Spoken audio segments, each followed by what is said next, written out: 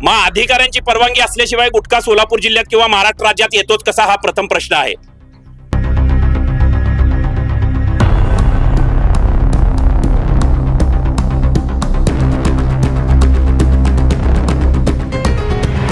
माननीय मंत्री महोदय, संबंधित खात्याचे मंत्री महोदय कोण आहेत, जिरवळ साहेब, यांना सुद्धा ही माळ घातलेली आहे. आपल्या माध्यमातून जिरवळ साहेबांपर्यंत हा मेसेज पोहोचवण्यासाठी ही माळ घातलेली आहे.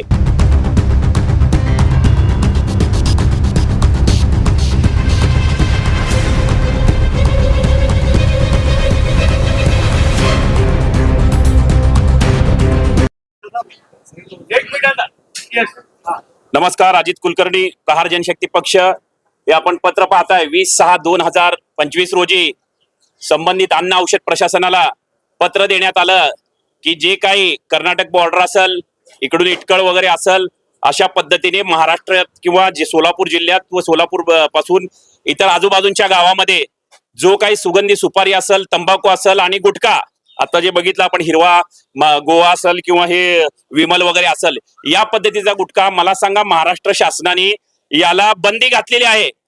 मग अधिकाऱ्यांची परवानगी असल्याशिवाय गुटखा सोलापूर जिल्ह्यात किंवा महाराष्ट्र राज्यात येतोच कसा, हा प्रथम प्रश्न आहे. जेणेकरून वेळोवेळी यांना 20 दिवस झाले निवेदन देऊन संबंधित गुटखा माफियांचे नावं सुद्धा याच्यामध्ये आहेत. गुटखा माफियांचे नावं दिलेले आहेत, कोण कोण गुटखा विक्री करतात, कोण कोण काय काय करतात ते. तरी सुद्धा एकावर सुद्धा या अधिकाऱ्यांनी कारवाई केली नाही.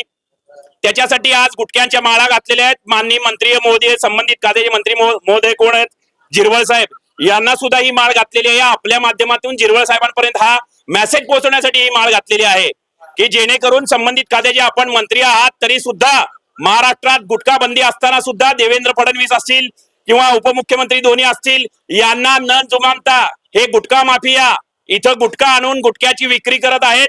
त्या गुटख्यावर बघता तुम्ही, ह्याच्यावर लिहिलेलं आहे की जबडा वगैरे दाखवलेला आहे, वेडावाकडा झालेला, तो कॅन्सर होऊ शकतो. तरी सुद्धा या पद्धतीचा गुटखा महाराष्ट्र आणि आजूबाजूच्या परिसरात